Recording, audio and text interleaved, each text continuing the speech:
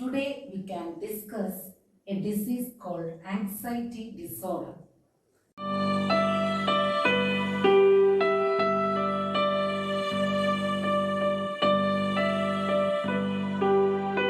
It is natural for people to feel tense during stressful times, but some people feel worried and nervous all the day, every day. There may not be any reason to pinpoint behind it. If these symptoms persist for 6 months or longer, it is called an anxiety disorder.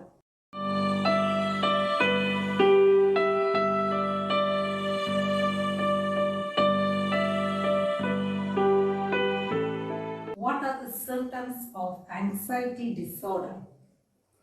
There will be irrational fear or panic. There may be excessive sweating, increased thirst, and dryness of mouth. The patient may feel nausea, cramps, or diarrhea. The person may feel dizzy or faint. There will be trouble in concentrating or thinking. The individual will feel lack of energy, fatigue, or weakness. The person will have choking sensations or feeling of shortness of breath. There may be chest pain or discomfort sensation in the chest. There may be sensation of trembling or shaking of the body. Physical restlessness may be present. There may be a feeling of impending death. There may be sleep disturbances. Either the individual will have difficulty in falling asleep at night, or the person will remain awakened after a brief sleep till morning. Also, there may be hypertension or increase in the pressure. The person may feel numbness or tingling sensation all over the body. The headaches may be a symptom of anxiety. The body may feel too hot or too cold.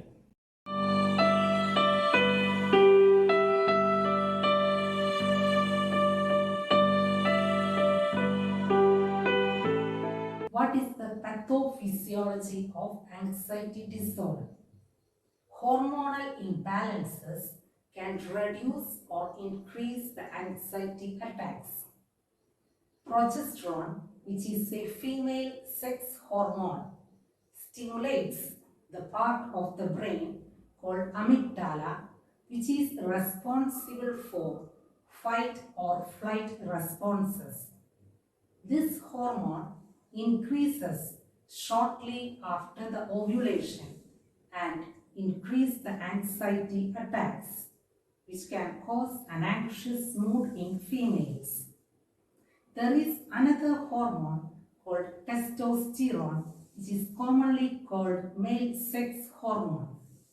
Low or high levels of testosterone can increase the attacks of anxiety as it regulates the part of the brain which is responsible for assessing the social threats and emotions. Increased levels of hormones like adrenaline and cortisol increases the attacks of anxiety.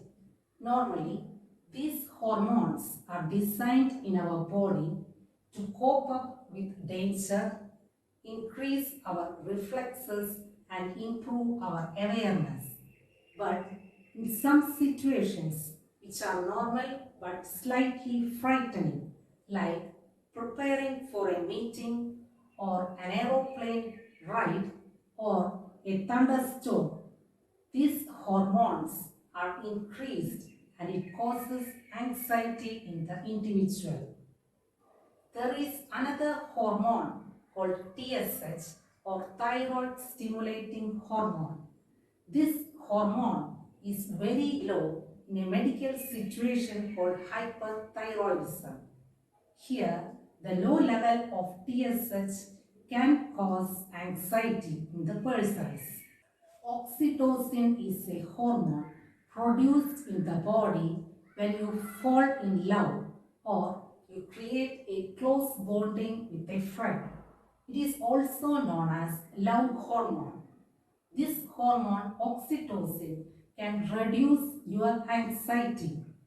But when you face a stressful situation, oxytocin can intensify your memories and you will feel scared or worried when the next time you face a similar situation. Over time, this hormone, oxytocin, can increase your social stress and exacerbate social anxiety disorder. There is another hormone called vasopressin, which regulates the stress, anxiety, and social behavior. Researchers think that a balance between oxytocin and vasopressin is optimal for social functioning.